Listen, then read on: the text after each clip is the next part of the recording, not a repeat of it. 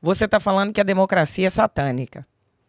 Se você pudesse, que perguntem, em um podcast Terrível, te perguntaram isso? Terrível. Deus dá o livre-arbítrio. Tem duas coisas que eu afirmo, que o pessoal é muito polêmico, né? Inclusive o pessoal fica retado quando eu digo isso. Que Jesus... O que o povo gosta que você fala? Nada. Não, a maioria das pessoas... Cara, fica retado quando eu digo isso, especialmente o pessoal evangélico católico, que eu digo que Jesus é miguital e que Jesus é libertário. Jesus defende o PNA. Por exemplo, o socialismo é a regulação em contratos alheios. Tem uma passagem na Bíblia que é o Parábola dos Trabalhadores das Vinhas, que ele diz, né? Não me é lícito fazer o que eu quiser com o meu dinheiro. Ele dá o que ele quiser, pro tanto que ele quiser. Se há algo de mal aqui, mal são seus olhos. Mal são seus olhos, ou seja, a regulação trabalhista, ela é satânica. Se eu combinei com você, o combinado não sai caro. O negócio do denário de 10 horas da manhã, o denário de 2 horas da tarde. Se não é Se você trabalhou 1 hora ou 10 horas, o problema é meu com você, porque o dinheiro é meu, eu te pago o que eu quiser, certo? Eu entendi isso. Regulação mas eu privada quero te entre perguntar terceiros na prática. é satânico, que é o socialismo. Além disso, a regra de ouro de Jesus, que concentraria todos os 10 mandamentos, são apenas 2, não é isso? Exatamente. Amar a Deus sobre todas as coisas, que é o caminho, a verdade e a vida, é a realidade das coisas e a natureza das coisas. E segundo, ao próximo como a si mesmo. Quem ama o próximo como a si mesmo inicia violência contra inocentes? Não. Então, a regra de Deus é o princípio da não agressão, que é o princípio do libertarianismo, não é isso? Não, você não respondeu ainda. Sim. Qual o sistema que você acha que seria o ideal para coordenar? O de Jesus, o libertarianismo. As pessoas seriam lideradas pela liderança natural que elas reconhecessem. Quem deveria fazer casamento é quem fosse reconhecido como autoridade pelo casal. Mas então você acha que a voz do povo é a voz de Deus?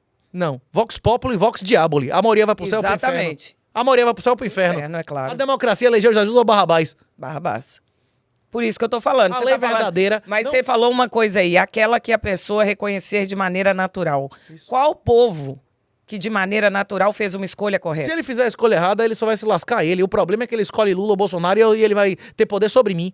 Então você tá falando de democracia de novo, você tá se contradizendo. Negativo. Por exemplo, na época medieval, antes dos Estados Nacionais, as relações de sucerania e vassalagem, elas eram espontâneas e contratuais ou impostas? Na verdade, elas eram contratuais. O cara podia dizer, não lhe reconheço mais como suzerano, acabou nosso pacto, não é isso? Exatamente, mas o suzerano, na época, não tinha o poder que a pessoa hoje tem. Não vai ter a solução é individual. É o cara desinvestir. O cara que não desinvestir vai ser obliterado financeiramente. Então essa é a resposta. Se não tirar, vai perder. Agora você me respondeu. Então você cuidar da sua área financeira para que o governo não tenha... A esperança do Brasil, tudo é possível. Você já foi em Portugal? Você conhece a história do galo? Conheço, mas se você... Aquele galo é o Deus do impossível. É uma galinha assada que, segundo a tradição, regenerou e cantou. O cara não tá dizendo que a galinha assada regenerou e cantou. Ele tá dizendo que Deus pode isso. O galo é o Deus do impossível. Pode tudo. Deus quiser, ele resolve, não é isso? Tudo é possível, né? Mas na regra, na ceteris paribus, né? Na situação, nas condições padrão de temperatura e pressão, não é isso? Não vai pra lugar nenhum. Mas eu creio... O quê? Pode daqui a 10 anos no Brasil, é possível que haja uma regeneração, mas através da dor. Se você não quiser passar pela dor, não exponha o suor dos seus ancestrais à decisão de político, não é isso? Clica aí, não é isso? Leia o livro e se você quiser mais aí, clica e pega o treinamento, não é isso? Vai estar aí embaixo para você entender. Sim. Você acha que vai haver segurança de custódia no sentido de que ninguém toma?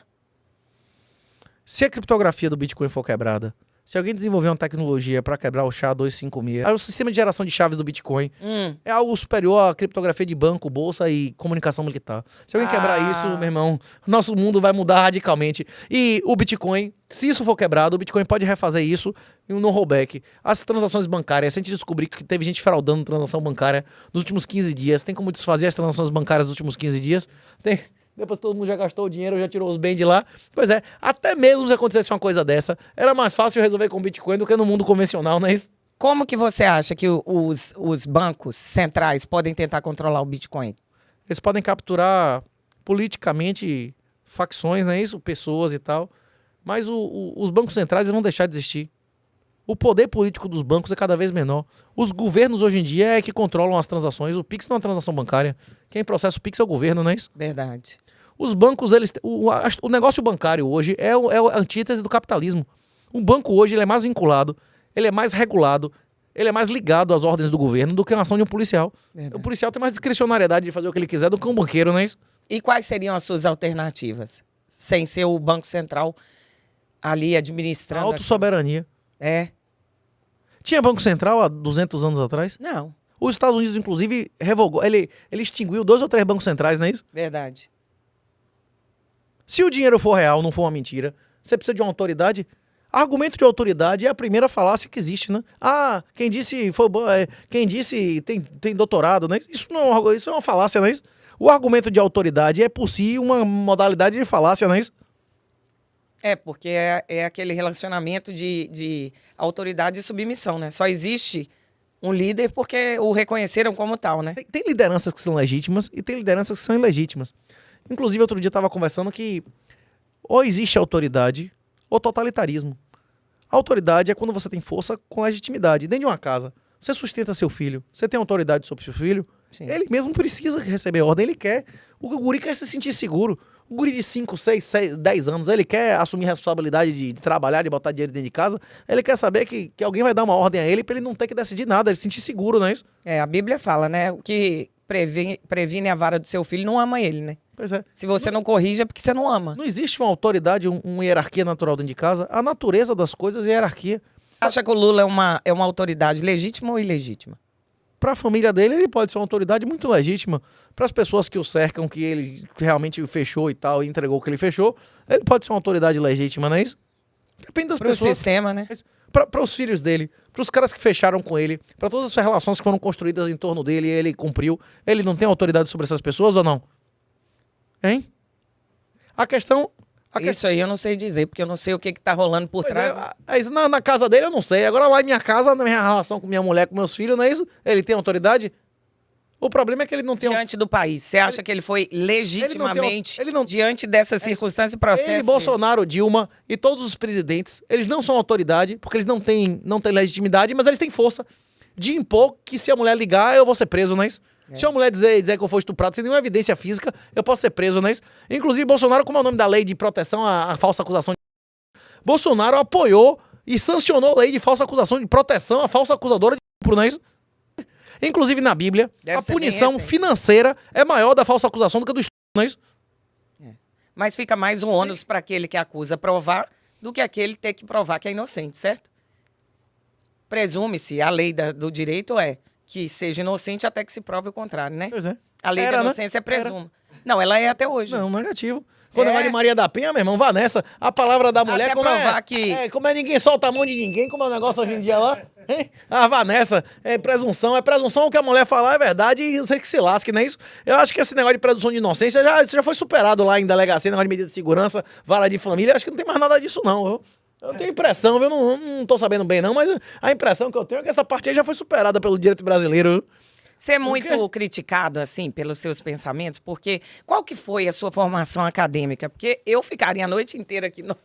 Eu fiz direito também, eu fiz direito na Federal por extraordinário aproveitamento, fiz pós em direito empresarial, fiz mestrado em privado econômico, fiz engenharia, fui o primeiro do Brasil no ENAD, fiz engenharia de civil de produção. Aí fiz doutorado em finanças na Mackenzie, depois fui passear, fazer bolsa de pesquisa na Europa, nos Estados Unidos. Estudei bastante.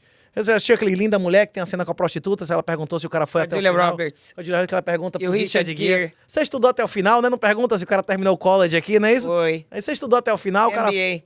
Aí o cara fala assim, eu fui até o fim, não é isso? Qual a sua opinião sobre essa crise mundial e o que vem chegando aí sobre Terceira Guerra Mundial? Você tem algum pensamento que vai acontecer? Rapaz, para a principal crise mundial hoje, inclusive quem diz isso não sou eu apenas, é Elon Musk, tem várias pessoas defendendo isso, é a crise da família e da fecundidade. A população dos países diminuir, como a população do Brasil vai começar a diminuir na próxima década, tende a levar ao colapso da infraestrutura do país. A nossa economia não é feita para reduzir o número de pessoas, e a produtividade de um país que o número de idosos dobra a cada 5, 6 anos, tende a aumentar ou diminuir? Aumentar. Quem é que custa mais o Estado, a criança ou o velho? O velho.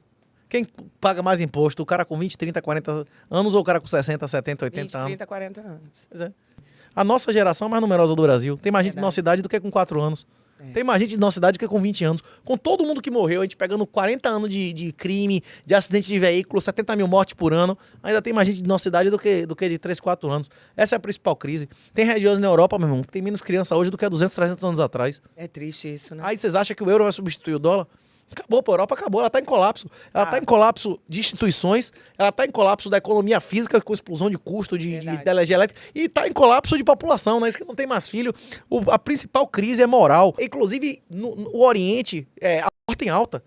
A China aborta em alta, nasce muito mais homem do que mulher. A Índia aborta em alta. Tipo assim, aborto seletivo por sexo, pra ter mais homem do que mulher, inclusive comprometendo o futuro do país. Que tu não reproduz, quem reproduz é útero, não é isso? Por enquanto. Eles ainda não começaram ainda a fazer útero artificial.